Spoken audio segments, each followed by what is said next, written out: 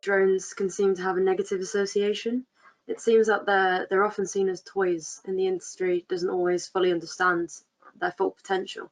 In your opinion, what do you think are the challenges and limitations of drone tech? Firstly, there's the public perception. For example, if we're flying a construction site and there are residential properties nearby, the general public see a drone and instantly think there's something bad going on. You know, you're not allowed to be here. Why are you looking in my garden?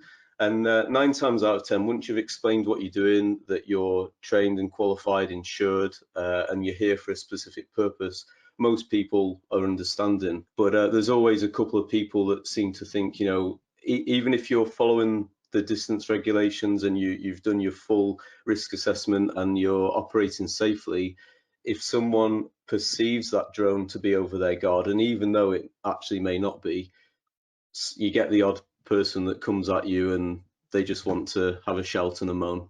On the areas of operation, obviously, depending on the authorization you're operating under and the size of the drone and the proximity to uninvolved people, that's where the legalities come into play. And can this drone flight be done safely?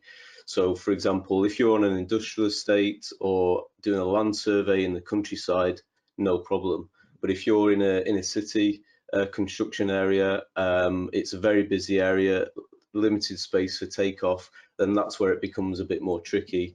And these jobs are still possible, but they take more planning. You need more risk mitigation in place, and generally you'll need more personnel on the ground to enable that job to be done safely. I think as time goes on and drones are becoming more and more mainstream, people are more aware of them, those confrontational kind of situations are less, but they still do happen now and again.